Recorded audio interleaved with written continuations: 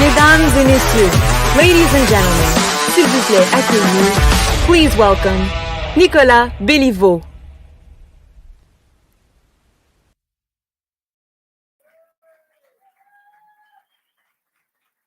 All right. Bonsoir, mesdames et messieurs. Good evening, ladies and gentlemen. Bienvenue au lancement de la 7e édition du Coopérathon, le Coopérathon 2022, présenté par Desjardins, KPMG et Microsoft. Welcome to the 7th edition of the Coopérathon, presented by Desjardins, KPMG, and Microsoft. So that was some awesome hype-up music. Thank you very much for sliding my name in there. But if you didn't hear, my name is Nick Beliveau. I'm super happy to be your host and MC this evening.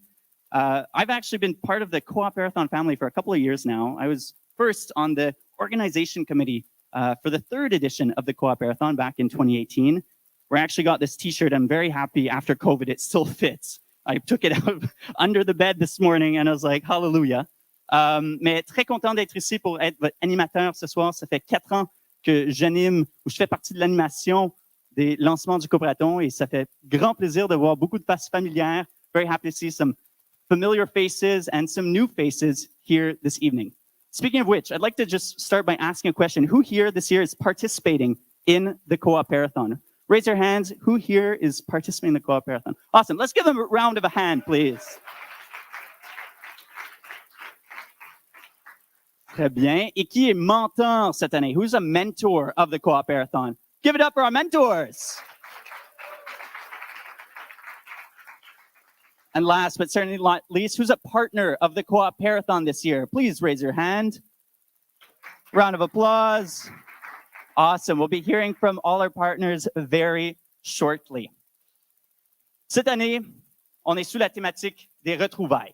Des retrouvailles autant en personne, finalement, et les retrouvailles en ligne. I'd like to give a quick little shout out. We have our friends. We have 3 cameras here. Friends listening in from Ontario. And well, the Coopérathon's open across the country. So hello to everyone tuning in. La thématique cette année, c'est vraiment l'entour de la santé. The theme this year is around health. Both human health, but also the health of our planet. To answer the questions around these challenges, this year, participants will be asked to leverage either AI or data science. Cette année, les équipes participantes devront utiliser l'intelligence artificielle ou les données de la science pour résoudre les challenges proposés. J'aimerais remercier la participation des partenaires, sans quoi cette compétition n'aurait pas eu lieu. Chaque année, les partenaires contribuent énormément pour faire en sorte que l'entrepreneuriat d'impact puisse continuer et vraiment proposer des défis hyper intéressants et vraiment vous supporter tout au long du Coopérathon. A big thank you also to Mila for hosting us here this evening in this wonderful space, finally in person. Thank you.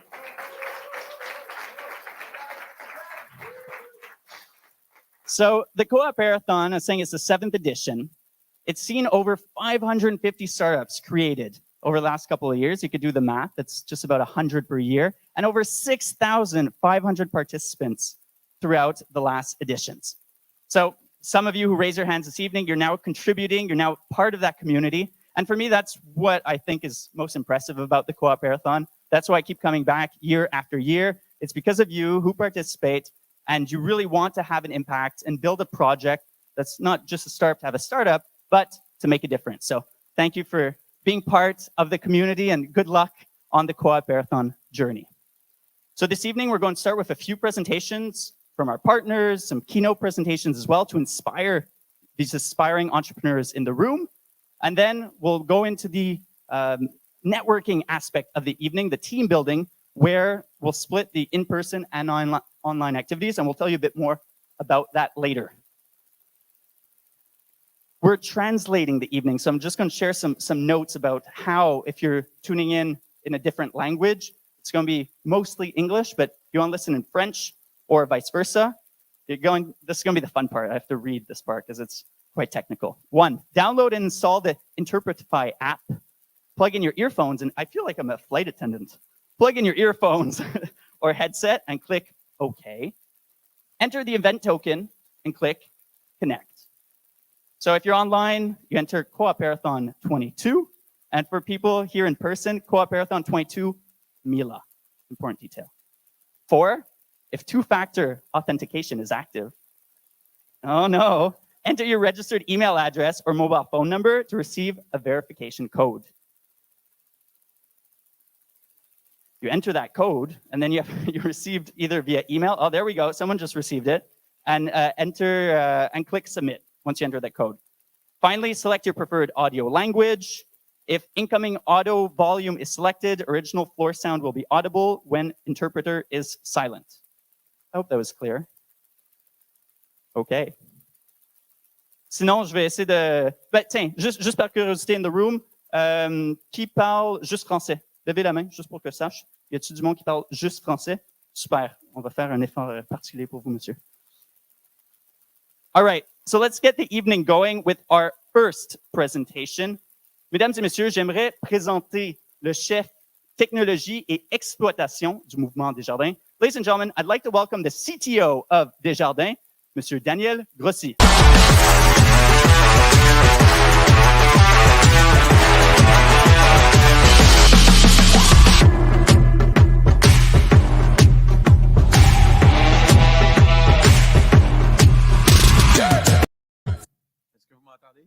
Oui, c'est bon.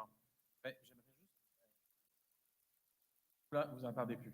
Donc, j'aimerais premièrement dire que moi, je n'ai pas eu de T-shirt, and I think I was actually punked because I want one of your T-shirts, by the way, for the Coopérathon. Premièrement, ma présentation va être en français. C'est un réel plaisir d'être parmi vous ce soir. C'est un privilège d'être ici aussi pour représenter Desjardins. Le Coopérathon, c'est vraiment et c'est sincèrement une grande fierté pour Desjardins parce que c'est une tribune fantastique pour co-créer et vraiment de soutenir la relève entrepreneuriale. Depuis les débuts en 2016, le Coopérathon a réuni vraiment la science et la technologie pour développer des projets innovants et générer des impacts socio-économiques très importants. On a eu la chance d'accueillir plus que 6 000 participants et on a lancé 500 projets jusqu'à maintenant. Et j'ai très hâte de voir comment le programme et la compétition de cette année va nous amener, nous permettre d'aller plus loin de ce qu'on a déjà fait. Pendant cette 7e édition, vous allez entendre parler aujourd'hui beaucoup, comme on vient juste de l'entendre, de la science des données et aussi de l'intelligence artificielle. L'innovation va prendre forme avec votre participation et aussi avec la collaboration des partenaires qui sont dans la salle, que vous connaissez, qu'on a vu sur les tableaux. On voit Microsoft, KPMG, Génome Québec, Zone, Hashtag et Desjardins, bien sûr. Je profiterai aussi du moment pour remercier tout spécifiquement un partenaire, Montréal Noutech, et Montréal Noutech qui nous aide à co-organiser la Coopérathon depuis la toute première année, en 2016. Chez Desjardins, on utilise l'intelligence artificielle pour amener une valeur à 3 niveaux. Premièrement, on le fait au niveau de la gestion de nos risques, la gestion des risques pour Desjardins, mais aussi pour nos membres et clients. Deuxièmement, au niveau de l'expérience client. Et troisièmement, au niveau de la modernisation de nos paiements, nos services bancaires et aussi d'assurance. La valeur qui est générée pour nos membres et clients et aussi pour notre organisation doit se faire vraiment en utilisant l'intelligence artificielle de façon responsable. Et chez Desjardins, on a mis de l'avant plusieurs initiatives pour s'assurer d'adhérer vraiment à ces principes et aussi à une pratique d'éthique. Premièrement, on veut protéger nos données. Je parle ici de s'assurer qu'on a une qualité, on a de l'exactitude, on a une traçabilité et on est capable de mesurer la sécurité de nos données. Deuxièmement, on veut respecter également la vie privée. On veut dire ici d'aller chercher le consentement de nos membres et clients afin d'utiliser leurs données. Et dernièrement, on veut favoriser vraiment la confiance. On doit être équitable et c'est d'assurer d'utiliser des données qui sont vraiment représentatives de la diversité sociale et culturelle dans l'ensemble de nos données pour le mouvement. Je vais vous partager 2 exemples. Peut-être que vous avez entendu parler d'une application qui s'appelle Radar. Radar, c'est une application qu'on a bâtie qui nous permet de connaître à l'avance avec l'intelligence artificielle qu'est-ce qui va arriver au niveau de l'environnement. Donc, Radar est utilisé pour nos membres des clients pour s'assurer qu'on est capable de prévenir nos membres des clients si on pense qu'il va y avoir quelque chose dans l'environnement, comme un problème de grêle, ou la neige, ou quelque chose, vraiment un ouragan qui va nous aviser. Comme ça, on peut aviser de façon proactive nos membres des clients pour dire hey, peut-être protégez vos biens pour ceux qui sont vraiment avec nous. Donc, un deuxième, c'est un exemple au niveau des assureurs. Aujourd'hui, nos experts en sinistre doivent rapidement associer si un véhicule est endommagé et pour essayer de réduire les coûts pour nos membres et clients. Donc, on a développé avec l'intelligence artificielle une application qui va, en premier coup, lors de notre premier appel, essayer de réduire l'impact puis savoir si un véhicule est vraiment une perte totale. Et à date, on sauve à peu près $1 million par année juste avec une application. Je vous ai présenté 2 exemples aujourd'hui, mais c'est vraiment clair qu'on en a plusieurs d'autres. Je n'ai pas assez le temps. Ça se finit ici, mais je pourrais en parler longuement. Desjardins vient tout juste de signer une entente avec le MILA, une entente qui va durer 3 ans, qui va nous permettre d'aller encore plus loin avec vos projets innovants. Et donc, pour terminer, j'aimerais souhaiter vraiment le plus grand succès à tous les participants et les participantes dans la salle et aussi aux chers invités qui ont été invités aujourd'hui pour vous parler. Donc, premièrement, je m'arrête ici pour enchaîner avec les co-conférenciers invités. Et Nicolas, je pense que je vais être invité parce qu'on a invité spécial monsieur et professeur Yoshua Bengio. Merci beaucoup.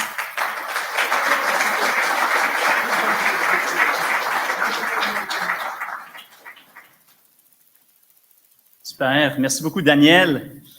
Well, he introduced already our next speaker, but before I introduce Joshua, I'd like to introduce a good friend who will be moderating the chat. Some of you probably already know him. He's the co-founder of the Cooperathon and a board member of Montreal New Tech. He's the person who introduced me to the Cooperathon in the first place. Please get it up for Elias Benchelun.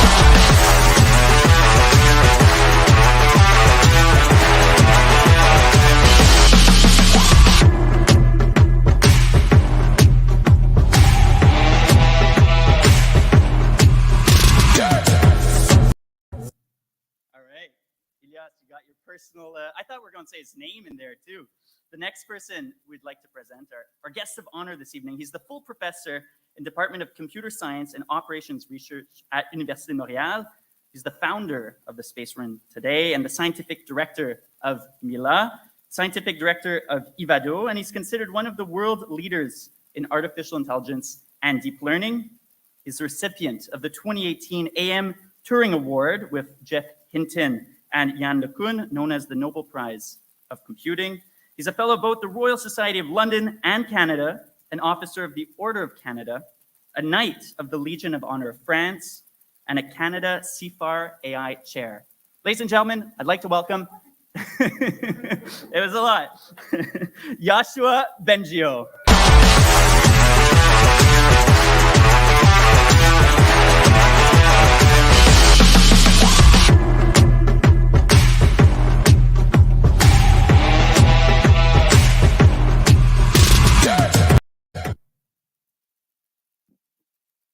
Bon.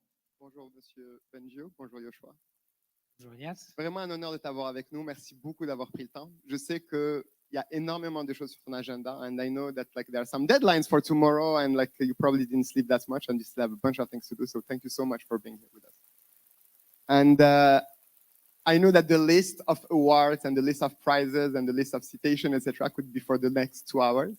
So we're very privileged, and I definitely hope that whatever we're going to discuss and the other people who are going to join us will inspire the people who are here to make the jump, to learn more about data science, about AI, and especially what we can do to actually change the world and not just talk about it. Avant de rentrer dans le vif du sujet, je serais vraiment curieux, tu peux t'asseoir évidemment, on peut rester debout comme tu le souhaites là. On m'a dit qu'il fallait rester un peu à distance parce qu'on veut quand même te garder en santé. Donc, moi, je serais vraiment curieux, mais aussi peut-être pour des gens qui ne sont pas forcément très au fait de l'IA, de ce qu'un professeur comme vous fait. Ça ressemble à quoi un peu ta journée, mis à part dormir tard et te réveiller très tôt parce que tu es très occupé? In French or in English? Whatever language you want. We have a translation live. So Spanish, maybe not, but English or French is all right.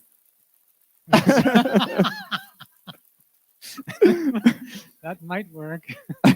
I'll do English. Sounds good. Yeah, so when I wake up, I don't go out of my bed right away. I keep my eyes closed and thoughts come to me. You need some space, first of all. Like, the other thing is I don't want to have some ugly noise waking me up.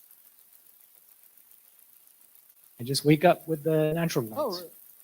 And yeah, because it destroys your brain if you do that. Right? Okay. No, but so the Switch important off part, all your alarms. the important thing is in my day, there are moments where like I'm not stimulated by meetings, conferences, deadlines, and stuff. So one of them is when I'm waking up, like, oh, there's these questions that I've been thinking about for days, for months, and they're like brewing in my mind. And you need some time in your day for this. And when I wake up is one of them. The other is I go out and then take a walk. And that's incredible. It's like your brain is working so much better during and after.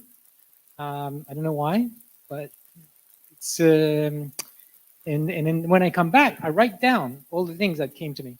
So yeah, you need thinking time, and in our like incredibly busy lives, you need to make sure you set it aside. Otherwise you're just like in the short-term rat race.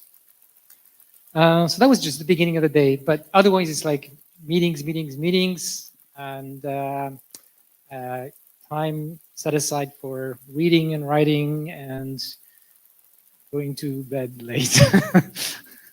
And getting other requests to show up at some events, I guess. Wonderful. But speaking of which, and as thank you for this morning routine. I think we can learn from it a bit. I probably have to learn something from it. But we're here to talk about AI, and we talk so much about AI in the medias, and it feels like it's this all-powerful thing, but at the same time, we've seen many harsher realities at the same time.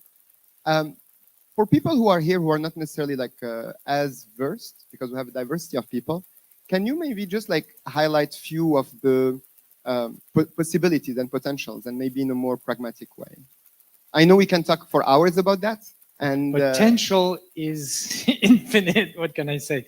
So our brain is a machine. Some people don't believe it, but it is really. It's a very complicated one. There's no reason that we won't be able to build machines that are as smart as we are in the future. And we've made huge progress in the last decades. And there is still a huge gap between current state of the art in AI and human intelligence. So that means the current systems could be a lot better. Not to say that sometimes they do really stupid things. But it means that there's lots of opportunities because of research that is happening now. But there's something more, which is even if we were to stop research in AI today, there's like lots and lots of areas where the current state of the art could be applied. And people like me often don't think about those possibilities. You have to be your hands and your feet in something, in some domain, in order to realize, oh, there's a niche, there's a potential here. And so I can't really answer your question because I'm involved in some areas, but I know there's like a lot more, and we need a lot more people to think, oh, here is an opportunity where we could use AI and it could really be transformative. I'm getting to more specificities, but your answer is answering actually in the sense of AI is the tool, and I don't want to like put words, but we need the expertise and those fields, and it's by creating that serendipitous moment between the experts that have maybe been working in that field, like Daniel was talking about like weather technology or health or insurance, etc., for years. Yeah. To mix and match in a way with experts, and we're in Mila. It's probably like one of the biggest centers with this expertise, and that's why I'm actually, when you were talking about having like that kind of partnership, this is crucial to have industry players to actually give money, but also give time and their expertise. And we're lucky to have few people, even from Desjardins, who come in, and I hope that they will come even And for further. the people with the AI expertise or the programming expertise and so on, you need to persevere to learn about that area. So I'll probably mention it more later, but in the last 2.5 years, I learned so much about biotechnology and drugs, because I thought, gee, there's this pandemic, I have to do something. And so I learned about biology, I mean, this part of biology, that, how cells work and infectious disease and so on. And I knew almost nothing. And it was a lot of effort, and I still have a lot to learn. But it's so enriching to go through this learning outside of your field where your skills could be useful. So I encourage everyone to find their niche and work, and learn and think about how they could have an impact. Speaking of which, thank you very much. Talking about impact and talking about like those fields and the power of collaboration. You've collaborated with multiple institutes, organizations, etc., over the last couple of years. Can you maybe give us a few examples of this kind of collaboration and the challenges around social impact, whether it's climate, like my colleague talked earlier about the topics of like health of humans, health of the planet. Can you maybe elaborate a bit more on that? Yeah. Let's see. So Sasha, who's here,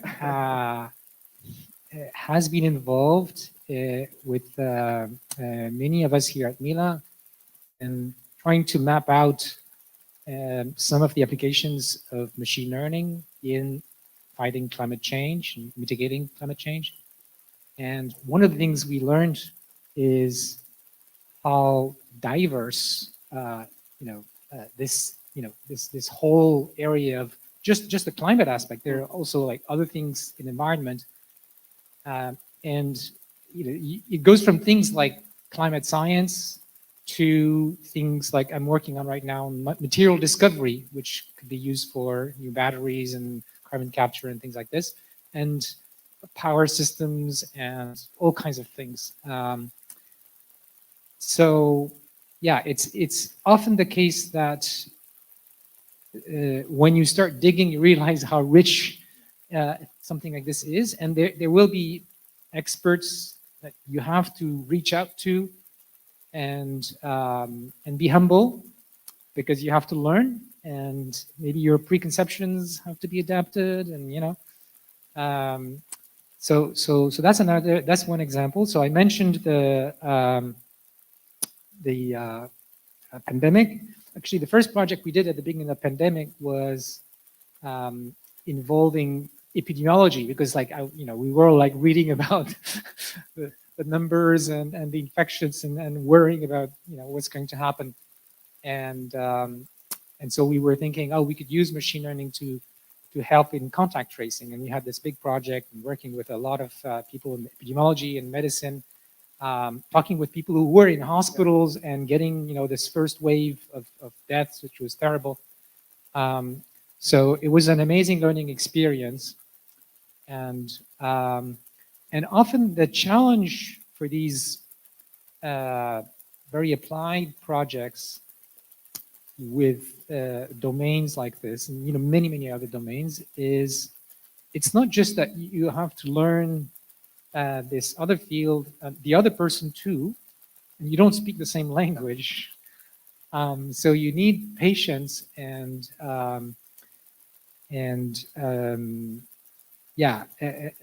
you need also to, if you look at the longer term, so as a professor and somebody in a role that can have influence, to stimulate careers at the interface of these fields. So I think one of the things that's going to happen in AI is there will be many more of these multilingual people.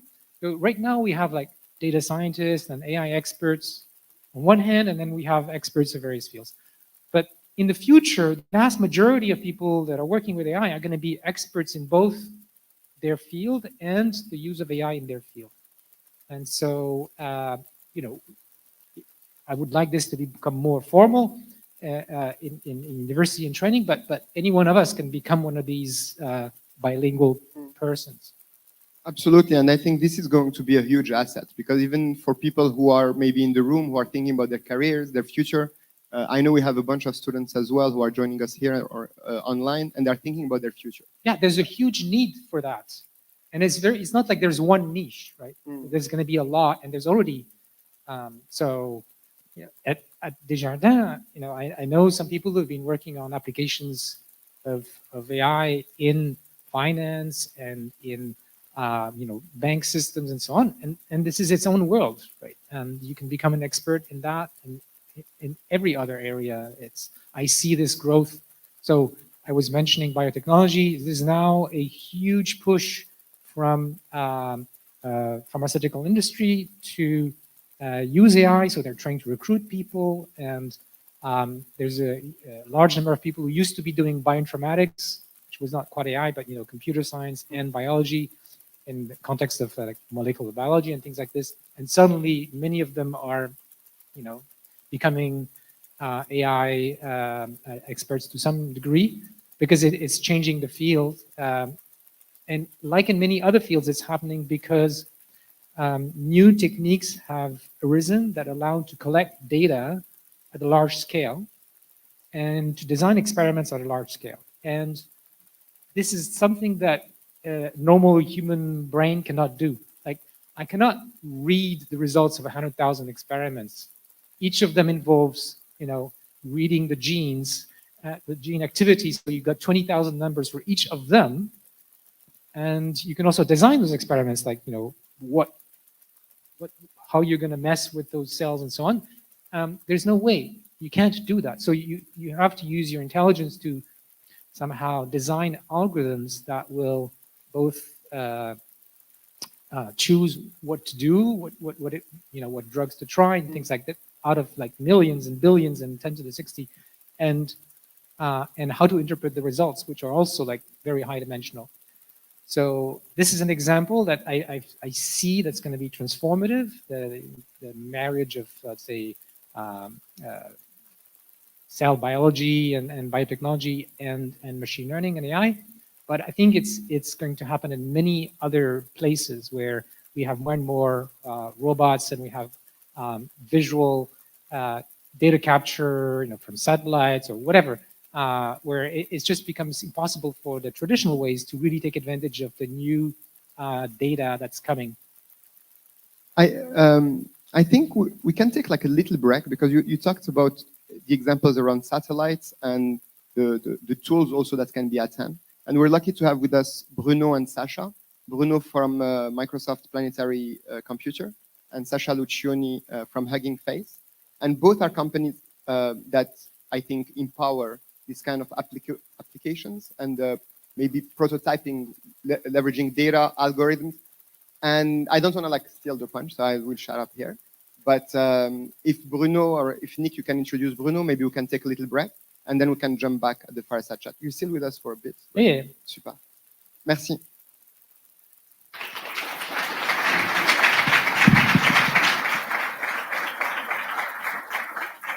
Thank you, Yashua. Thank you, Ilias. By the way, we just want to mention, if you do have any questions for our panelists this evening and the keynote speakers, we'll display a QR code on the screen normally right now that you could scan. Invite you all to scan it so you have access to the link at least. And if you have any questions anytime, you could enter it in. And during the panel discussion, we'll be able to address your questions. And for the people listening online, on the right hand of your screen with Slido, you'll be able to enter your questions there, and we'll tackle them just a bit later.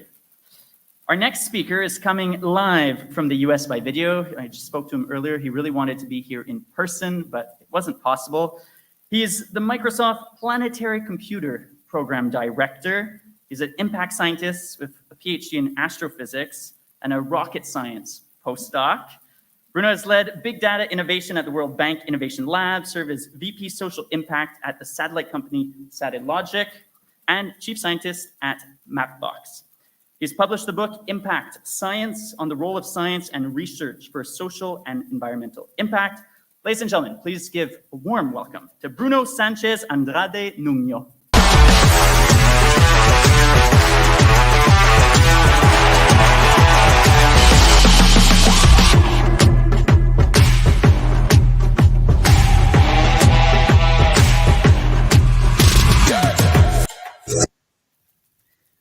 That's such an energetic music. Thank you very much for having me there. I'm so sorry I cannot be there in person, but I really wanted to join and share what I can to motivate the work that you're doing with the Cooperathon. So first of all, thank you for the invitation, and thank you for everyone who's here.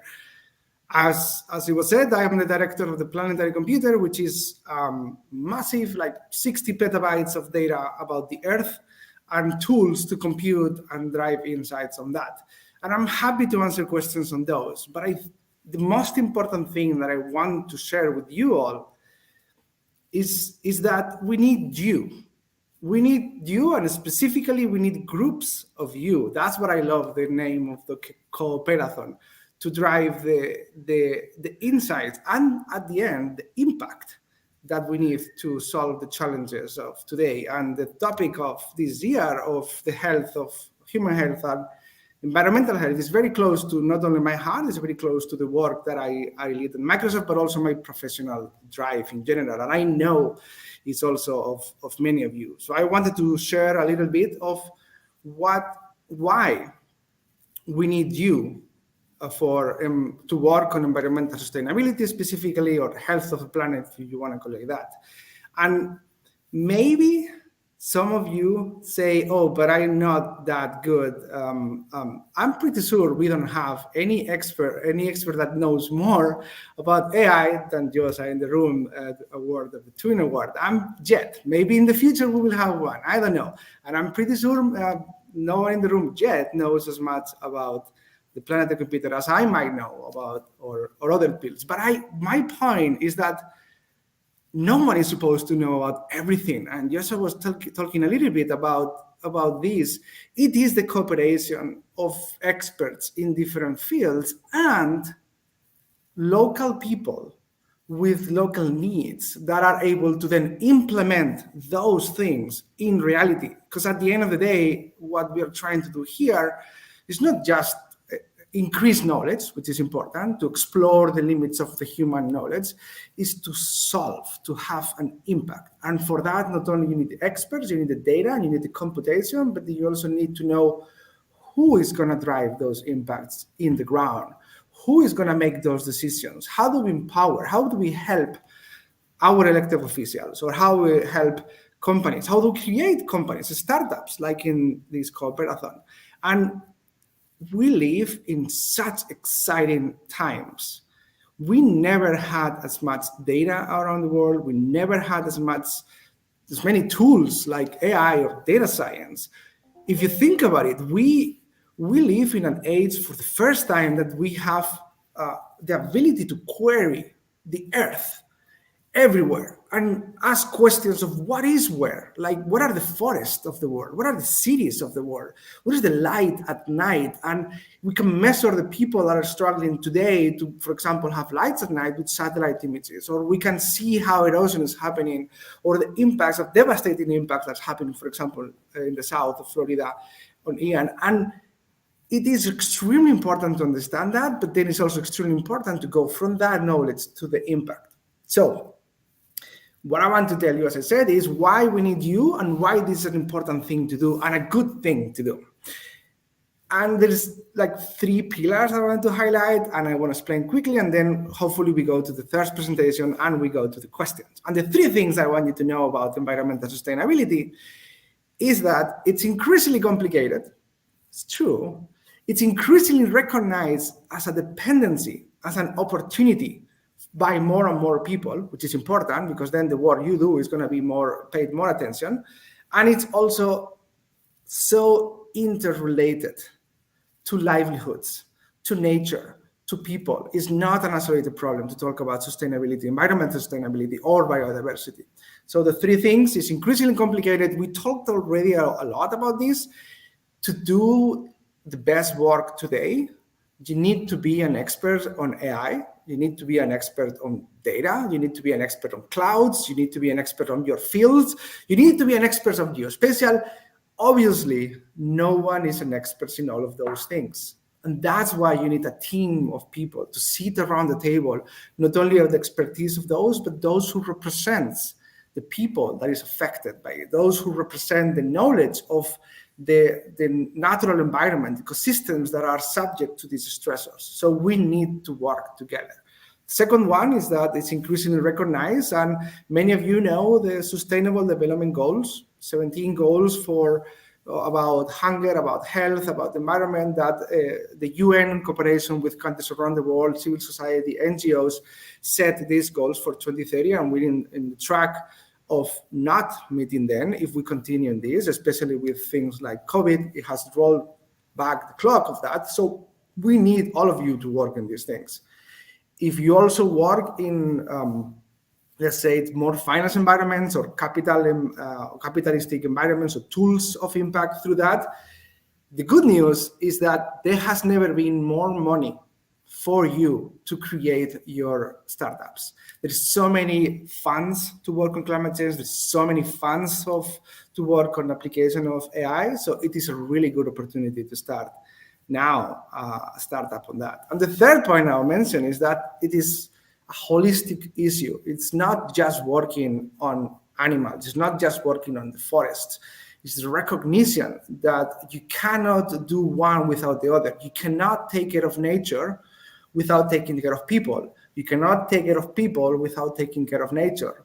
It is clear, for example, that there is a community, and around the communities, for example, a forest, you just don't want to take care of the forest and not consider the needs of the people that live around those. There needs to have schools, there need to have industries, there needs to have environments, transportation, all of these things. But it's also clear that if you only take care of the people and their needs and those infrastructure, buildings, and all of the consumption, you also need to take care of what is going to impact the nature. And ideally, you want to drive and thrive in both cases, because one without the other, it just doesn't work. And we see more and more of these solutions, nature-based solutions or ecosystem services. There are some keywords that you might hear, but I don't want to make it much longer than this. So my summary of what I said is that we need you, groups of you that represent expertise or hunger or local knowledge, to work together and then not only build these solutions that use AI and data science, but also to then implement those. And there has never been a better time to do this.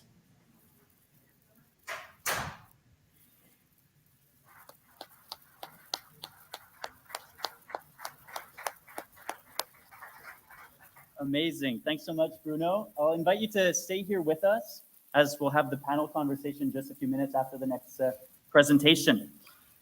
Our next speaker is here with us in person, and she requested I reduce her impressive bio by just a bit. She'll talk about it a bit later, but she's the research scientist at Hugging Face, where she works on the ethical and societal impacts of machine learning models and data sets. Please join me in welcoming Sasha Lucioni.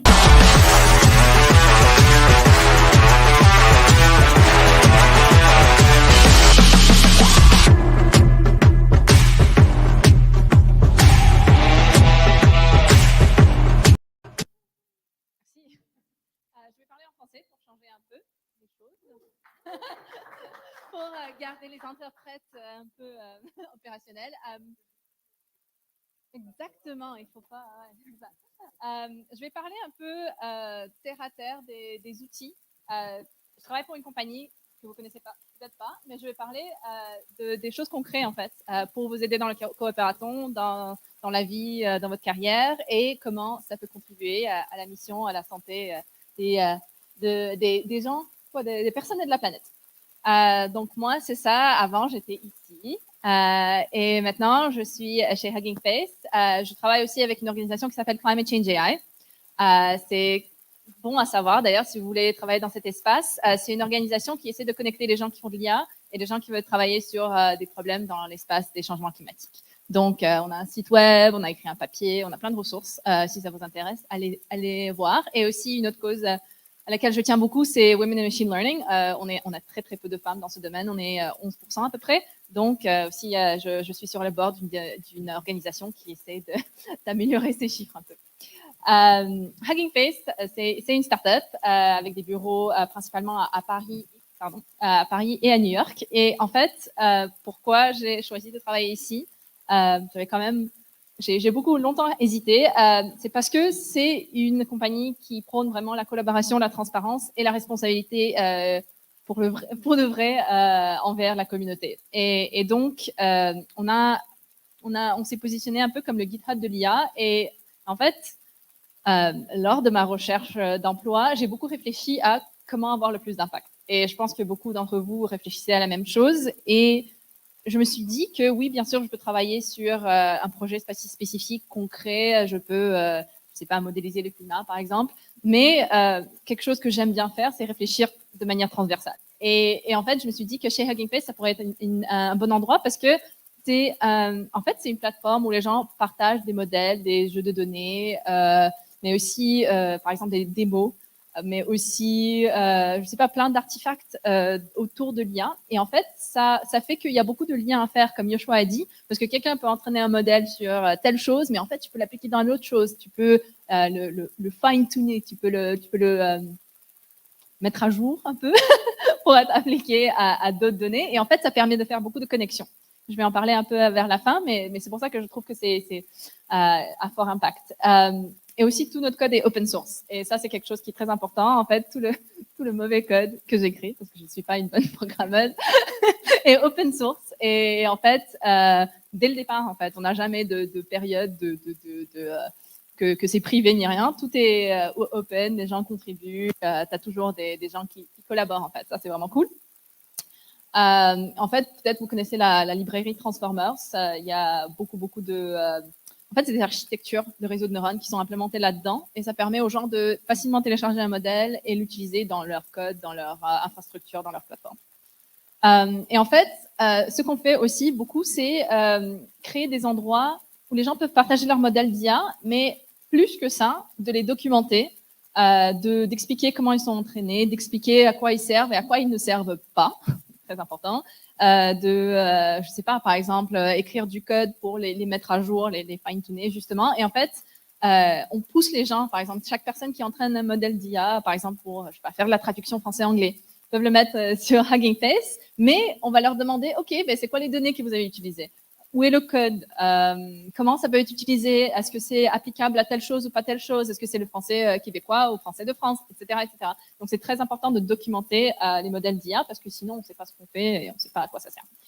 Aussi, même chose pour les données. De plus en plus, les gens mettent leurs données sur Hugging Face et encore une fois, on leur pose la question, c'est quoi la licence? D'où proviennent les données? Est-ce qu'il y a le consentement? Est-ce qu'il y a...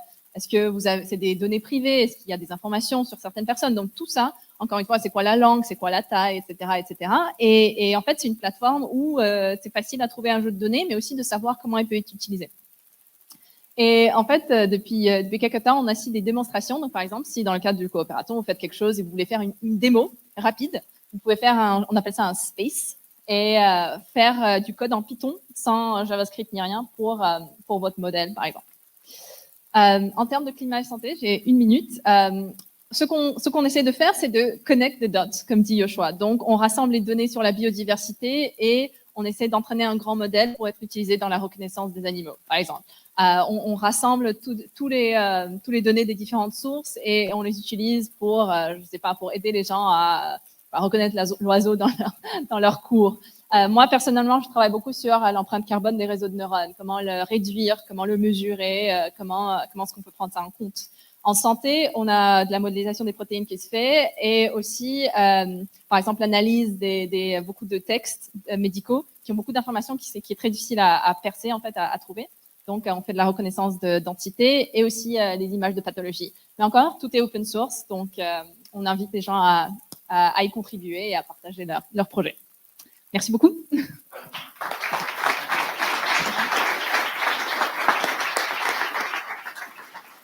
Super. Merci beaucoup, Sacha, pour la présentation en français. J'aimerais maintenant réaccueillir Bruno on the screen. We're going to now have a panel conversation hosted by Ilias with our three speakers. Ilias, the floor is yours. Yes, sir. Merci beaucoup. Même énormément merci, Sacha, pour la présentation. Puis ça me fait plaisir de voir ton évolution, puis de garder quand même encore le volet open source, puis le volet OG de la démarche. Là. Donc, ça fait vraiment plaisir. C'est la première fois qu'on fait un fireside chat comme ça en mode hybride, et j'ai pas envie que ce soit genre un panel de Ilias qui pose des questions à Yoshua, à Sacha et à Bruno. J'ai envie que vous sentiez à l'aise. J'ai quelques questions en tête, là, mais... Tu sais que nous, on peut te poser des questions?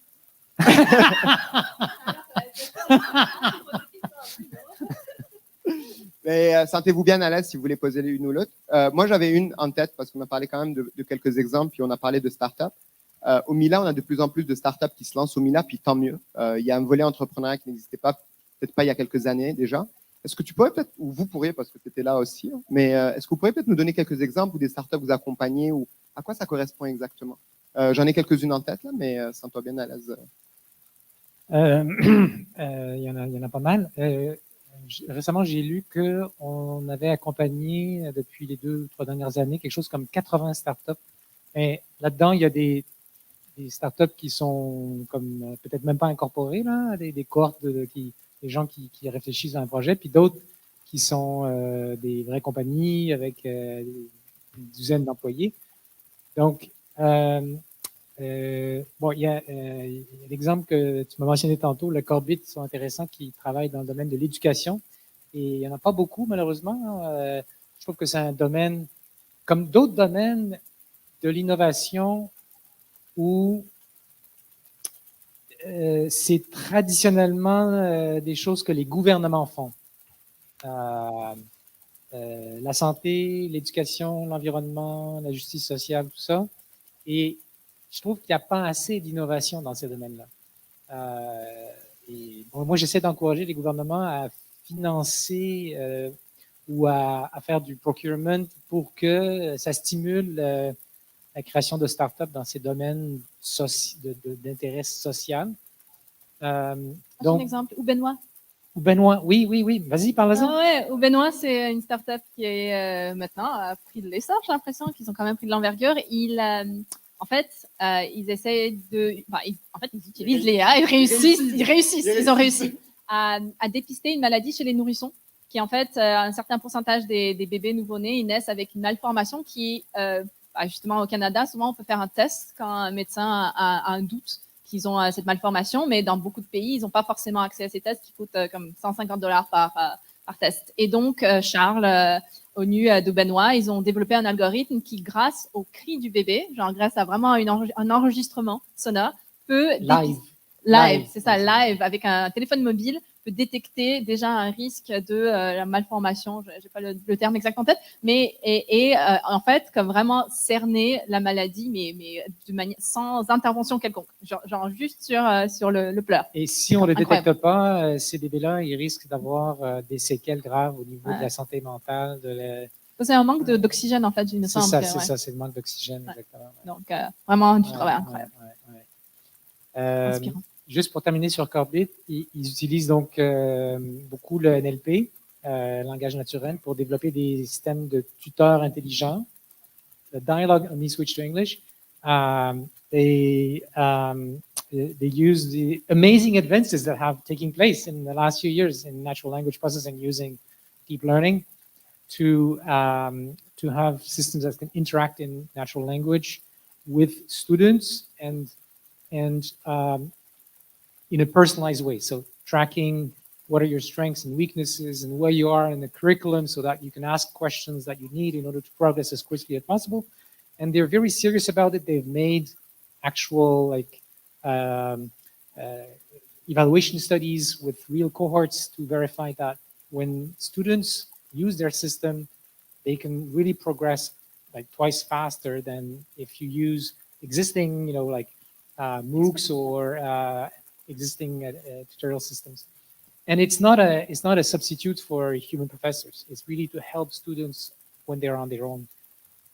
And I think you talked earlier about the sheer amount of data, but also the scalability of those. Like when we talk about those two solutions, it's also making it accessible, because as there are solutions that are scalable, you lower the cost, and it becomes more democratic in a way, and accessible to people in some countries that are not as lucky as we are here in Canada, because we are privileged, even if you don't like winter. Maybe a question quickly for Bruno. Because I know like it's really hard it's our first real hybrid thing. Well, we did one with the Canadian Space Agency. It was just with 3 people, it was easier. Anyway, the Microsoft Planetary Computer, and I had a look at it online, and there seem to be some really interesting applications, whether it's satellite data, etc. Maybe can you tell us, like, if I'm a participant of Cooperathon, or I'm a student, or I want to aspire to potentially dive deeper into this, what is applicable? Like, we had some concrete examples here. So you're from Microsoft. You definitely have to give us some concrete stuff. Thank you for the question. As I said in the beginning, there is a ton of information out there.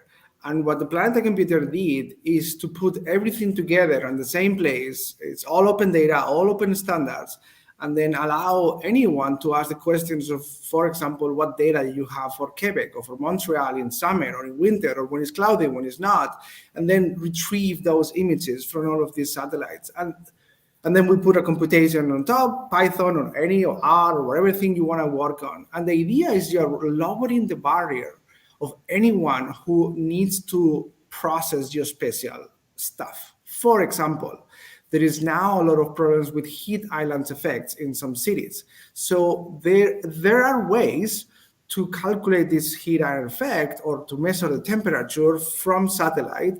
And if you're able to do that for one city, because satellites don't see borders and satellites see the whole world, you can scale that to pretty much the whole world.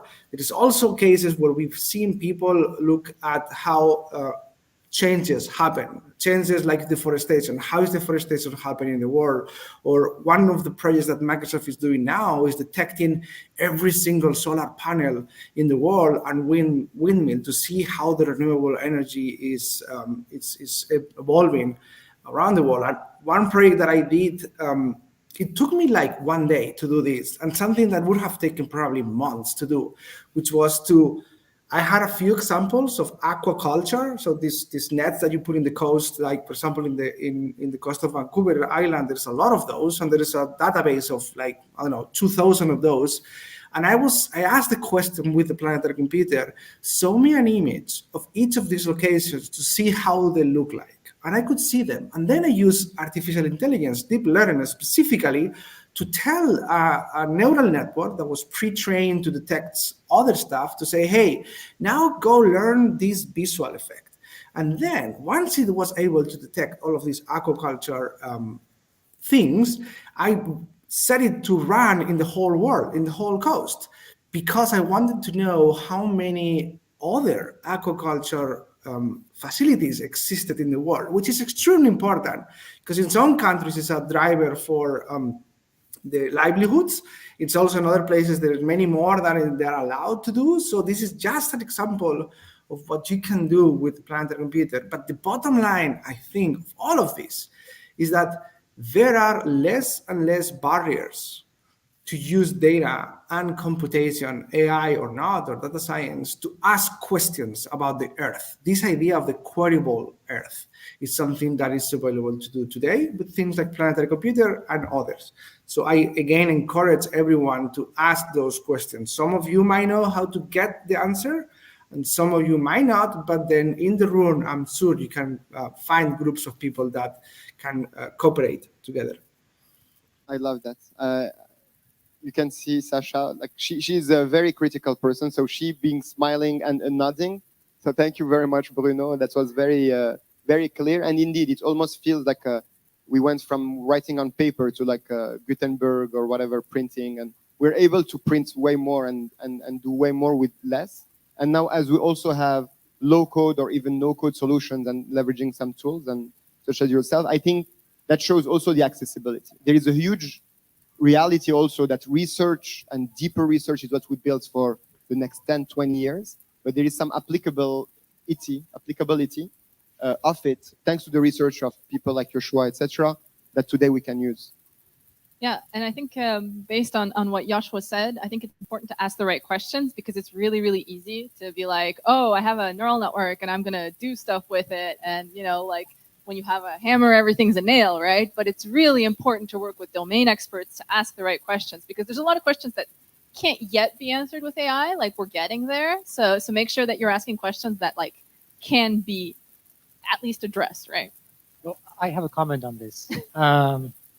I was asked this morning a question about what is innovation, and so I think there's this interesting question. So what's the difference between innovation and research? And there's many ways you can answer that. But one axis that's related to the nail and hammer question is that a lot of what's going on in academia is very much curiosity driven. New hammers. New hammers, exactly. And a lot of what is going on, say, in industry is mission driven. There's this problem, let's find the hammer. And of course, it's always a mix, right? But it's really a different way of thinking and of what is your focus. And we need both. Like as a society, we need both. Because we need people who are going to explore in crazy land, like me, and well, I mean, that's the thing when I wake up in the morning. Exactly. But in order to actually have impact in society, which is a lot of what this crowd is about, you need to focus on the problems you want to solve, and as Bruno was saying, how is it going to happen for real? That it's not just a paper you write, but that it's going to be used, and who are going to be the users, who are going to be people who deploy it and make it possible and finance it, and all of that. Yeah, and I mean, I worked for a while with the United Nations, and they're, for example, attempting to use AI in a lot of things as well. But there's such a big gap between, for example, whatever, a refugee camp, and they want to figure out how many people are coming in, and neural networks that require GPUs and a lot of domain knowledge to actually like make predictions. And there's really a huge need of like taking, for example, like Joshua and I will create a neural network that will analyze satellite imagery, and and then you need someone who's going to take it, who's going to create reports that people are going to use, who are going to explain to them how this works and how it can be trusted and not, and things like that. And so like bridging that gap, taking those hammers and explaining, writing some manuals for them, and actually like teaching people how to use them is like the next frontier, I think, in our field. There you go. Well, we have the present, the future, and the next frontier. So like, just get to work. We talked a lot about questions, and I'm privileged to be around you, you three. But we also have an audience online. We have an audience in the room. Is there any question? Like we have asked people asking questions. Okay, the first one, no. It's fine.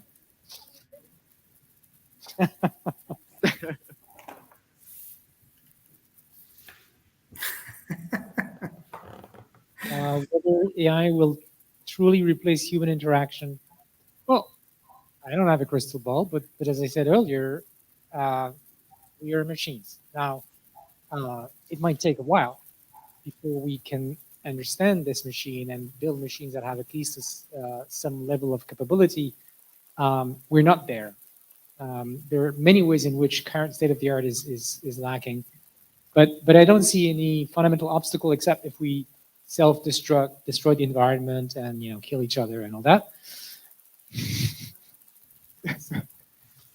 For the question on the nurseries, I'm gonna tweet now the link to the notebook so anyone can run it.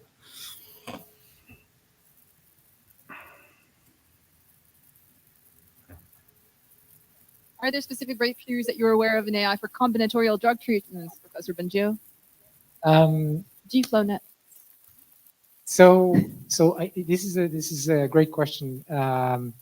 What's happening right now on the drug discovery side is we're able to, with biotechnology, try thousands, tens of thousands, millions of new potential therapies, new antibodies, new drugs. in parallel in a single experiment in a test tube or a bunch of test tubes. And this is so different from how drugs and also just science of biology has been done in the last few decades that I think the combination of this new way of technically being able to measure and do experiments at a huge scale and the power of AI is going to be transformative. In fact, I think that the two areas of science that are going to have the most impact on society in the coming years are biology and AI. And they're both scary. Imagine together, but they can also be incredibly useful if we don't want to be wiped up by the next pandemic in particular. So this is happening, and companies, startups, but also huge companies are investing massively. There's like a specialized type of venture capital that's willing to wait more.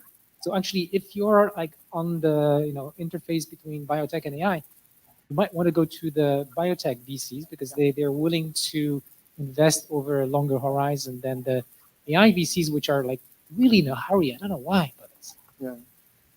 That's a fantastic point, and I don't want to open like a whole discussion on like investments or the lack thereof and the patient capital versus short one. That's maybe for at the end of Coopérathon when you will be looking for money, we can have like another conversation on that. But that's a real issue, but also opportunity, and I think we can do something in that regard. You talked about adoption, and well, I think working even on Hugging Face and Microsoft, I guess. We're lucky in a way, and not to promote Coopérathon or whatnot, but we're lucky in a way to bring companies at the table, to give a challenge for them to give their time, effort, and some money. There is like I hope that you're not here for the money, but we are offering more than $60,000 in prizes for the participants, so that's pretty cool. Is there any learning that you had by working with large companies versus startups, and especially for those fields that are complicated? We feel that like it's so complicated that large companies are going to take it all. Isn't there like some kind of like David and Goliath working together, or what's your opinion on that? And this is like I look like this, but like we're four, yeah. So I think Bruno might have some opinions, right? Well, I think there's two parts of that answer. One is that our company is a cloud provider, and when it comes to a lot of these things, we hope there's a lot of companies working this, but we also know that each of these companies is not going to have the interest to replicate 52 petabytes of data in their own accounts. And if they do, that's great business. But that's, for one part of the answer is that there is a role to play on these cloud providers and technology providers because they are natural anchors to provide services so that these businesses succeed. But then at the same time, we don't have the agility or maybe even the hunger that startups might have. So we were talking about the drivers of innovation. I think curiosity is a fantastic driver of innovation, and academia is driven mostly by curiosity.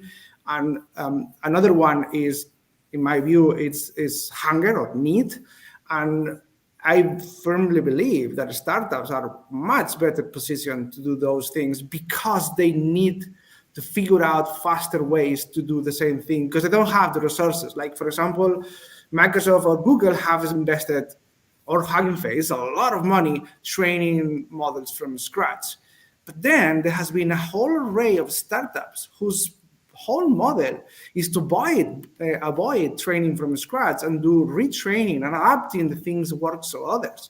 They had to do it because they didn't have the money to do it from scratch. And by doing that, realized there is a much more efficient way to build their own services.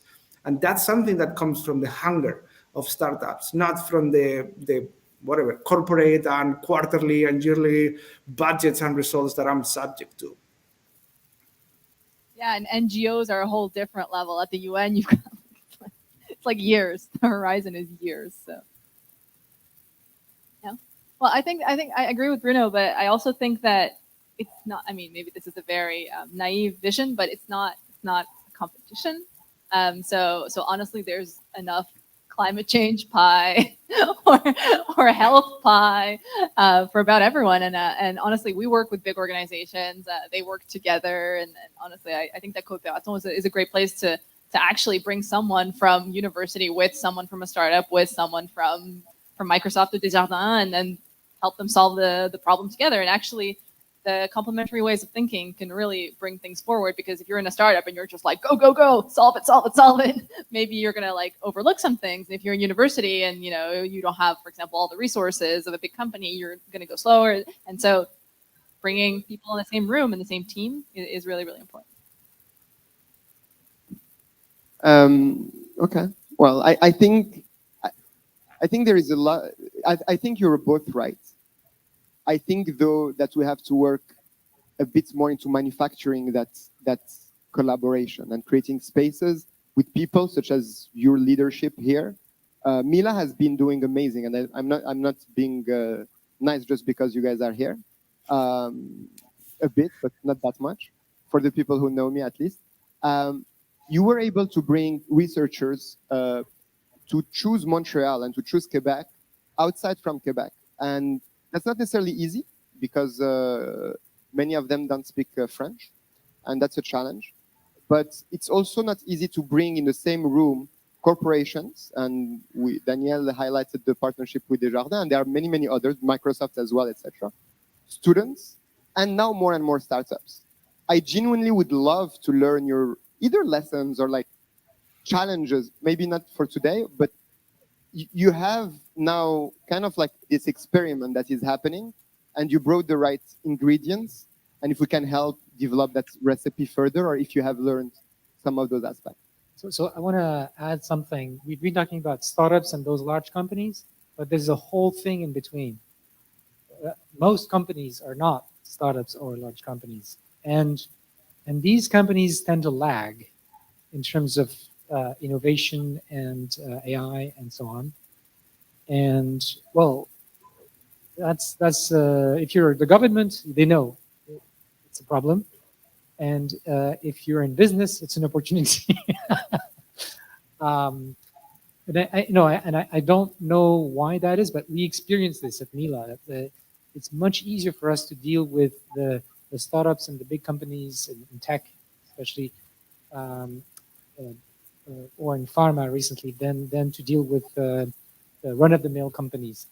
So there's lots of efforts that we and others are trying to put in to educate those companies. And mostly it's because they don't know, they're afraid, it's weird, or it's magical, and they don't have the people. How do we fix this? Well, and startups could be part of that, I think, yeah. Right? They could be partners for these companies to get into that space for a reasonable price. But I think I love what you're saying here, because it's true that, as Bruno was talking about, like startups are more hungry.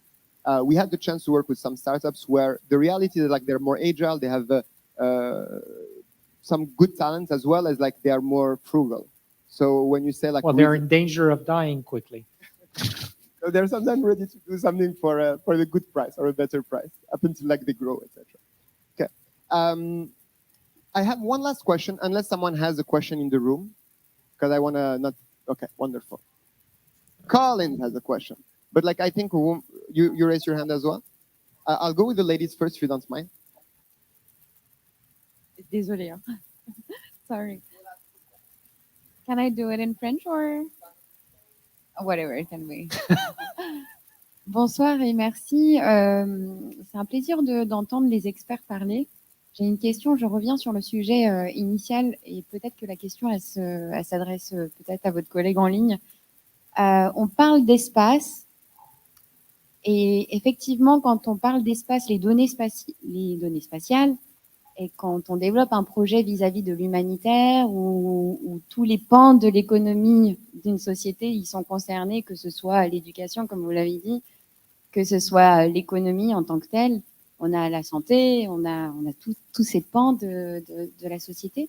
Mais quand on parle de l'espace, l'idéologie est tellement devenue tabou sur beaucoup de personnes dans les pays. C'est quand même un sujet qui est critique dans le sens où on parle d'espace, mais en même temps, on parle des avantages de l'espace pour l'utilisation sociale avec un impact social.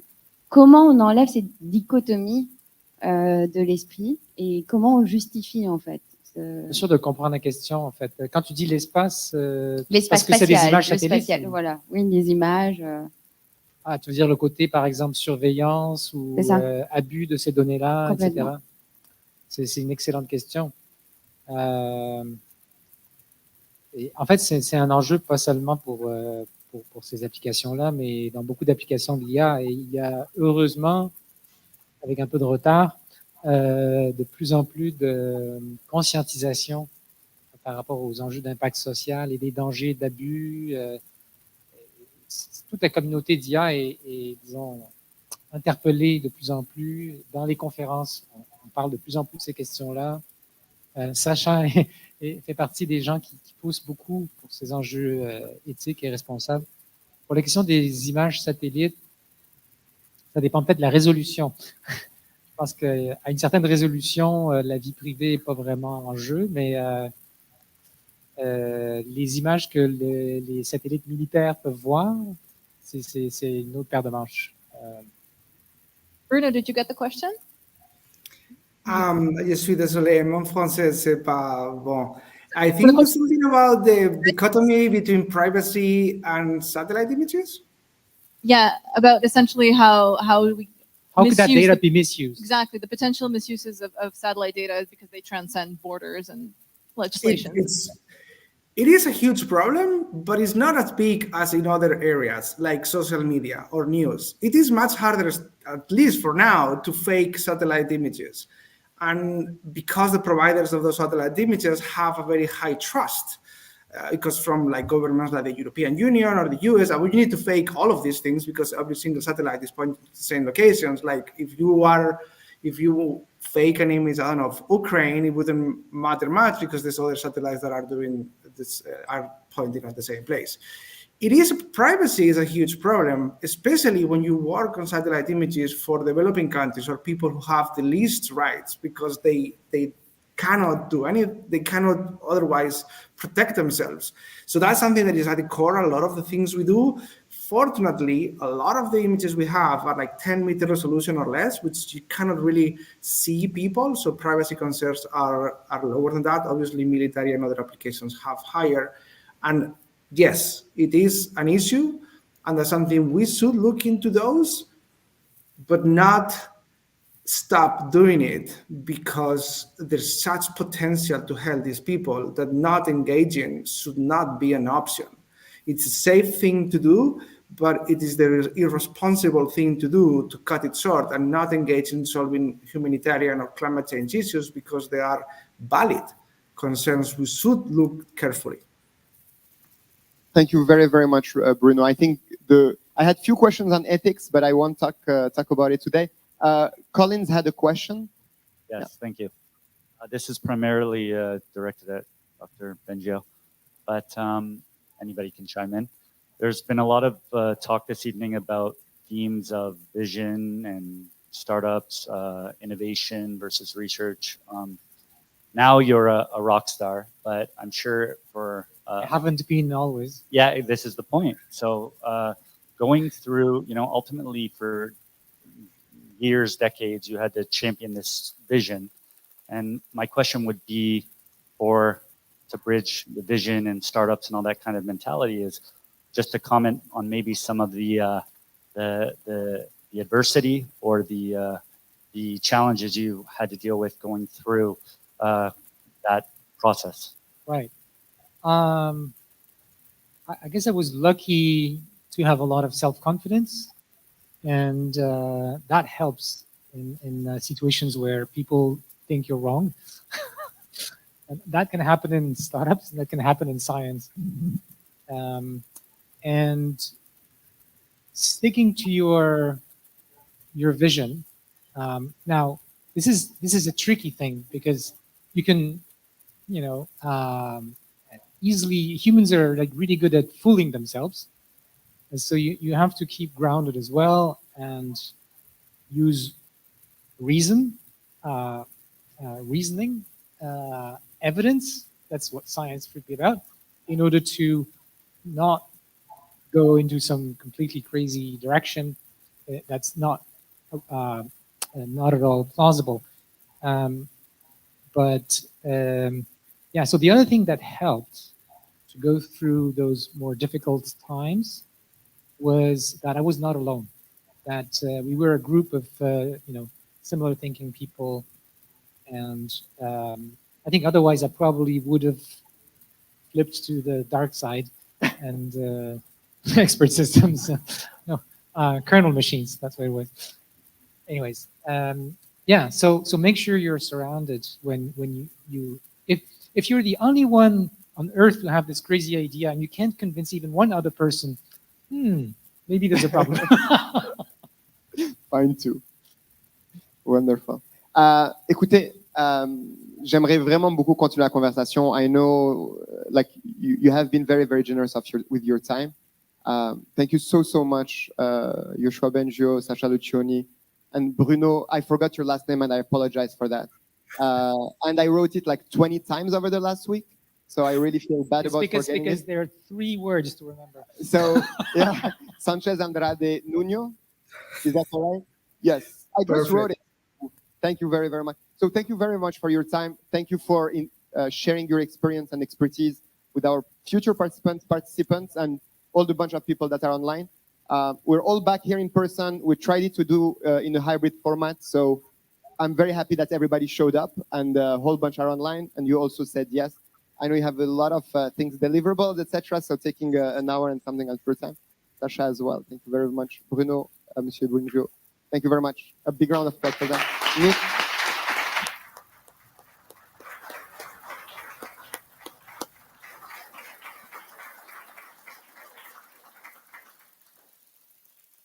Joshua, Sasha, well, thank you again. If you want, you could take your seats or exit the room if you have to be somewhere. Bruno, well, I think you already left us. Thank you. Elias, don't go anywhere because we need you for the next part. Elias will now be telling us a bit more about this year's Cooperathon, the 7th edition. Okay. I will do it super fast. Thank you very much. Yeah, super fast. So here we go. I'll do it extremely fast because I know that we have panelists here who have been waiting. So as you all know, Coopérathon is divided in 2 parts. The first one is for aspiring entrepreneurs that is starting today, and the workshops, the team formation after the panel that we're going to have. And the second part that is starting on October 20th, that is with startups that are more advanced. I'm not going to go into the details of like the why fundamentally, but it's to offer you a better experience as a participant, to have more tailored program for you, and for the startups to be able to have a different program with our company partners and organizational partners, and everybody wins. That's awesome, no? No, you're not. Come on. Are you? Yes, thank you. I like that. Thank you. Thank you very much. I appreciate it. I know it's like a long day, and sometimes can feel that like that's. So thank you for bringing the energy back in the room. I very much appreciate it. So without further ado, I'll give back this to Nick. That was the quickest presentation of Cooperathon in the last 7 years. Give it up for Elias.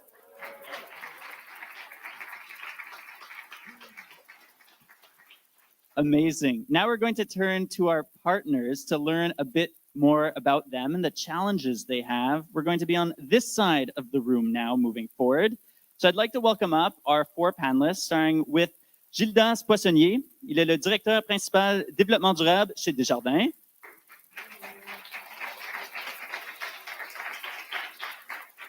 Ensuite, on a la directrice service conseil et pratiques santé et sciences de la vie de KPMG, Élise Joly.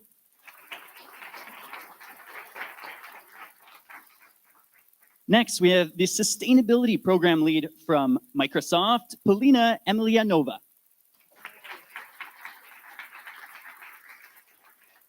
Et le dernier, mais non le moins, le conseiller incubation et accélération d'entreprises de la zone AgTech, Bryce Nagels.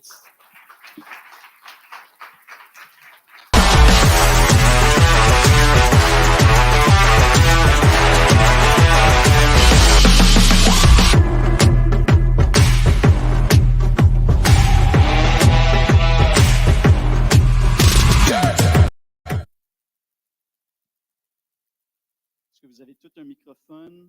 Vous pouvez partager cela. Très bien. Les règles du jeu, ils ont chacun 90 secondes pour présenter en reverse les défis qu'ils présentent au Coopérathon cette année. They each have 90 seconds to do a reverse pitch. And we'll start with Desjardins Challenge. Merci Nick. Alors écoutez, moi je vous invite dans le monde du défi de la réduction des gaz à effet de serre dans une entreprise, une grande entreprise. Et pour illustrer ce monde-là, parlons de Desjardins un peu. Vous avez déjà entendu sans doute des émissions et des ambitions de carboneutralité. On a une ambition 2040 de carboneutralité sur 3 aspects de nos activités. 1, les opérations. Ça, penser à nos buildings, nos immeubles, penser à nos flottes de véhicules. Deuxièmement, nos émissions financées dans 3 secteurs clés, énergie, transport et énergie. Et le troisième, et c'est là que je veux vous amener, c'est notre chaîne d'approvisionnement. C'est-à-dire qu'on veut connaître notre empreinte carbone sur nos achats. Les achats de Desjardins, pensez à par exemple, nos achats de papier, mais surtout nos achats de services professionnels, nos achats d'équipements informatiques. Tout ça, il faut le comprendre et le mesurer. Et pourquoi l'empreinte de cette chaîne d'approvisionnement, c'est clé? Parce que ça représente souvent une beaucoup plus grande part des émissions d'une entreprise. Aujourd'hui, ça représente sans doute environ 11 fois l'empreinte carbone des opérations d'une entreprise. Alors, le problème, c'est que les entreprises... Time's up pour le 90 secondes, mais je te laisse parler la problématique. Alors, on vous attend pour le défi sur la chaîne d'approvisionnement. Merci. Merci Gildas. C'est pas évident, 90 secondes, mais on passe au prochain avec KPMG. Élise va le présenter. Je vais essayer de relever le défi. Merci beaucoup. Alors, avec les bouleversements qu'on a vécus dans les dernières années, à savoir la crise sanitaire, mais aussi les technologies émergentes, le décloisonnement des données, la multiplication des diverses technologies auxquelles on a accès, eh bien, on a de plus en plus d'opportunités d'innover dans le domaine de la santé et des services sociaux. Donc, aujourd'hui, ensemble, on se tourne vers le futur et nous recherchons des solutions diversifiées et nouvelles en vue de promouvoir la santé de nos communautés. La démocratisation du processus d'innovation qui nous permet un exercice aujourd'hui comme celui de participer au défi du Coopérathon, ce qui est bien, c'est que tous peuvent contribuer, peu importe leur expertise, leurs expériences, leur profil, leur âge, en vue de relever un défi que l'on espère vous allez trouver mobilisateur, celui de valoriser la donnée en vue, celui de valoriser la donnée en vue de supporter la santé de l'humain. Donc, au plaisir. Merci beaucoup, Élise. Tu as fait ça pile poil dans les 90 secondes, donc merci beaucoup. Le prochain, c'est le défi de Microsoft. Et pour le présenter, on a Paulina. Merci. Okay, je vais essayer de... actually, I'm going to switch to English, if that's okay. I'm going to try to stick to my timing. So what we're here to talk about today, the health of the planet and the health of people, is probably some of the biggest challenges of our lifetime, but also some of the most exciting. And science tells us that we don't have that much time. And if we are to really move into a future that is low carbon, that is safe and prosperous for all of us, we have to move quite fast. And technology is here to help us. And it is a tool that we're going to need to leverage. So as much as companies like ours, we can make commitments, and we're committed to being carbon negative, zero waste and water positive. But we think our biggest impact is really going to come through investing in innovation and helping everyone else leverage the technology that we provide. So our challenge here is for you to think about ideas and solutions to reduce the impacts of climate change. So think about the changes that are happening in our climate in all spheres that we're observing now, and how they're impacting our communities and our livelihoods. And also think about circular economy and how AI and data science can help reduce the use of resources in our economy or make them circular and have them reused. So look forward to your thoughts and ideas and learning together with you. Thank you. Amazing. Thank you, Paulina. And the last person to speak is Bryce with Zone AgTech. 90 seconds. Start now. 90 seconds. All right. So if we're talking about health and, like in the environment, food is the biggest probably the biggest solution that we have to fix this. So we're putting out a challenge for anybody that has anything to help farmers of today solve some of the problems that we have. So we're looking towards AI and genomics specifically to find solutions that will help us. I mean, if we look at the bigger issue, 5% of the planet right now is feeding everybody else, 95% of the people. So these people, there's less and less resources, and we have to optimize and optimize and optimize. And I think that AI and genomics specifically really bring a very powerful tool to these people who are feeding the planet. So that's our challenge. Very well said. Thank you, Race. All right, so now the idea is they're going to ask each other questions to learn more about the challenges, and we dive a bit deeper. So it's really free for the next 10 minutes or so. We have the time here. Judas, veux-tu lancer la balle avec une première question à un de tes collègues? Oui, Brice, au niveau de la génomique, est-ce qu'il y a un axe, par exemple, résistance à la sécheresse, un angle particulier que vous explorez? Une bonne question. Donc, la génomique, en fait, ça touche à beaucoup. La science de la vie, les plantes, c'est vraiment, il y a tellement de profondeur sur ce qu'on peut trouver.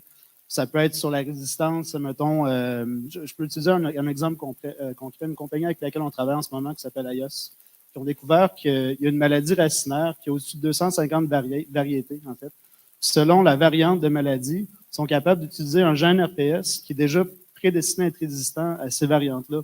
Donc, ils sont capables de faire des recommandations qui vont aider à mettons, augmenter la productivité de jusqu'à 10 à 15% dans un champ de soya. Donc, c'est des solutions même qu'on va aller chercher. Je t'invite à lancer la balle par la suite et maintenant tu lances une question. Ah, c'est à moi que tu as une question. Vas-y. Oh, yeah, I wouldn't mind. I think maybe my question will go to Elise. No, I'm wondering quite simply, really, because there are so many different technologies utilized in the health sector. I'm wondering why AI and data and AI specifically is where you're putting your hopes and your investment. Oui, excellente question. Merci, Paulina. Je pense qu'on a remarqué dans les dernières années, plus particulièrement avec l'informatisation du réseau, l'accès à de plus en plus de données. Donc, je me souviens un peu plus tôt, nos collègues au niveau du panel parlaient de natural language processing. Comment est-ce qu'à travers les notes des professionnels de la santé, on peut avoir accès et venir leverager des données qui sont existantes présentement pour au service et pour promouvoir la santé ou encore prédire des maladies. Donc, je pense que le contexte est bon. On a aussi le contexte politique, je pense, au niveau du Québec qui, en ce moment, nous amène à être beaucoup préoccupés par ça avec les différents projets de loi. Donc, on a le projet de loi 64, on a aussi le projet de loi 19 qui s'en vient au niveau de la santé, qui vont nous donner un accès à une multitude de données où on se dit, j'aimerais bien avoir le point de vue de toutes ces belles personnes qui sont présentes aujourd'hui, qui veulent relever le défi sur comment on pourrait les utiliser, comment est-ce qu'on pourrait aller plus loin dans des avenues pour supporter la santé de nos populations, prévenir la maladie et s'engager dans une logique de promotion de la santé, pas toujours être en curatif puis être vraiment hospitalo-centrique et en lien avec les milieux de soins. Je pense que de démocratiser ça en décloisonnant les données, ça offre vraiment de belles opportunités. Donc, voilà ce qui nous inspirait chez KPMG. Peut-être que j'en profiterai pour relancer la balle à ce moment-là vers mes collaborateurs, mais Paulina aussi, je pense que dans le panel d'experts, ce qu'on a entendu beaucoup, c'était cette question-là de démocratisation et du fait qu'on n'a pas besoin nécessairement d'être un expert. Je me remets un peu dans mes souliers lorsque j'étais étudiante ou lorsque j'avais peut-être moins d'expérience professionnelle et je me dis comment est-ce que ces gens-là peuvent contribuer à trouver des solutions sans nécessairement être des experts. Comment est-ce que les connaissances qu'ils ont ou les expériences qu'ils ont peuvent permettre de répondre à ton défi? Super question. Thank you so much, Elise. So, yeah, I think some of the biggest value that anyone can bring into the challenge is really understanding what, it's been mentioned before, what questions we want to answer. We all live in our communities, no one better than us knows how we are impacted and what kinds of changes we're seeing around us. So I think that's the number one thing that we want to start with is what is the question? I think Albert Einstein, if I don't want to quote wrong, but he used to say that if he has an hour to answer a question, to answer a question, he'll spend 55 minutes looking for the right question. So I think this is the biggest values we can bring, is to really identify what kind of question we want to answer based on our experiences, based on our understanding, based on maybe a little bit of research, and then you can start looking for the answers and the experts and the skills to help. So I think maybe this is for Microsoft. Pauline. So I work with a lot of startups. My job is business acceleration. So I'm always in there with companies that are trying to get off the ground. And in AI in particular, it's not an easy field to get into. There's the question is not even like how can AI help? The question is, what is the issue? And so what is Microsoft doing to help younger entrepreneurs kind of understand what kind of tools are actually available and what are the issues that these tools can solve? Yeah, great question. I mean, I think quite a few of us can find AI a little bit intimidating if we don't understand it. I don't pretend to understand it that well in my role, but once you're exposed to it, it's true. And once you have the information, that you understand how democratized it has become. So we have, especially in this program, we are providing a training workshop in early October with some of our experts in AI. We are providing access to the expertise that we have at Microsoft to really to go deeper and understand it, but also part of the democratization of AI is this, low code, no code access, right? You don't actually need to be able to code anymore. And once you're exposed to it and you see how it works without having to use code, it really allows anyone to have the access that they need to the resources and the power of AI. Oh, and one more thing, actually, as part of this Cooperathon, we're also providing access to our Entrepreneurs for Positive Impact program, which is kind of a long-term community of resources and support for organizations and startups as well. Super. Moi, j'aurais une question pour toi, Gildas. Avec le défi de Desjardins, quel impact est-ce que vous souhaitez avoir, soit au sein de Desjardins ou pour la collectivité elle-même? Oui, effectivement, ce qu'on se rend compte là, c'est que les entreprises aujourd'hui, elles ne comprennent pas l'empreinte carbone de leur chaîne d'approvisionnement. Et ça, c'est vraiment un enjeu clé pour accélérer nos objectifs climatiques en termes d'économie et de société. Donc, effectivement, pour nous, ça serait utile, mais de comprendre l'empreinte, mais également de comprendre les alternatives. Et donc ça, je pense que c'est de manière, en allant chercher justement cette science de valorisation des données sur les secteurs, les empreintes sectorielles des entreprises dans ces secteurs, d'être capable d'accélérer la prise de décision. On parlait que beaucoup d'entreprises, c'est des PME, elles n'ont pas forcément accès à des outils et des conseils personnalisés. Donc d'avoir des outils automatisés qui permettent de comprendre l'impact de tes achats, c'est très, très, très critique. Et pour nous, Desjardins, ça va nous aider, mais on pense aussi que pour l'ensemble de nos membres clients, mais aussi pour l'ensemble de nos communautés, ça peut permettre d'accélérer cette transition économique et écologique qu'on cherche à atteindre. On a une autre question. Yes, I have one maybe for Bryce, because I think there's a really cool crossover between our challenges. So thinking about the challenges in the agriculture sector, and I know you talked a little bit about increasing efficiency because we're going to have so many more people to feed in the short term of time.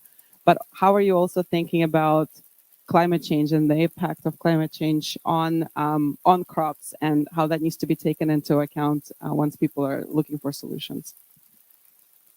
Okay, well, it's a very complex question because climate change is, by definition, very unpredictable. So one of the issues that we have is that we're trying to feed the world right now. Like we have a very global market, so commodities move across everywhere, and to be able to track those kind of things, for one, would be of huge service because there's such a fluctuation, but there's a lot of access. That's one of the problems is like food waste, for example. A lot of stuff just ends up getting buried in the field or these kind of things. If we have tools where, I'll give an example of another Quebec-based company called Lapam AgTech. They developed a robot that harvests broccoli. It's super cool. And one of the cool things is that they can select like a crown head size for broccoli, and they can selectively pick just those ones. But at the same time, they're monitoring everything that's in the field, and they know what's coming in the next 10 days, 5 days, whatever. And that data can actually serve to fill the supply chain more effectively. So there's less waste.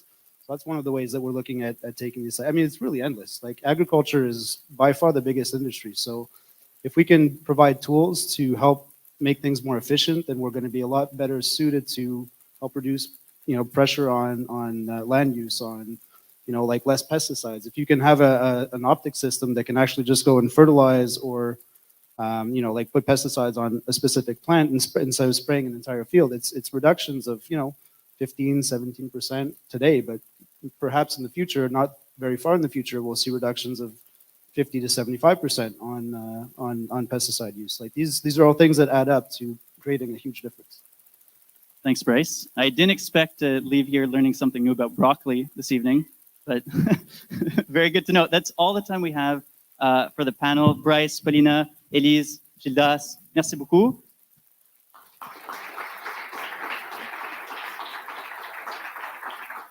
The partners are going to be here with us this evening. If you do have questions, I'm sure they'll be happy to answer the questions just after. We're going to move on to the last part of the evening, and this is where the evening splits in two. So for people listening online, you're going to have your own experience. I invite you to click on the AMA section, where my friend Mirella will be there to guide you through and walk you through this next step of the evening. And for everyone here in person, to explain the networking and the team building part, I'd like to welcome the two leaders behind the Coopérathon. We have the lead from the Coopérathon, Jean-François Bonne, and the general manager at Montreal New Tech, Simran Kanda. Merci beaucoup, Nicolas, pour cette animation, information que je dédie donc aux participants du Coopérathon, parce que maintenant, nous allons passer, vous allez commencer à travailler, à vous rencontrer. On va se retrouver de l'autre côté, et il y a 3 zones de l'autre côté. Il y a une zone dédiée aux partenaires. Vous allez pouvoir vous retrouver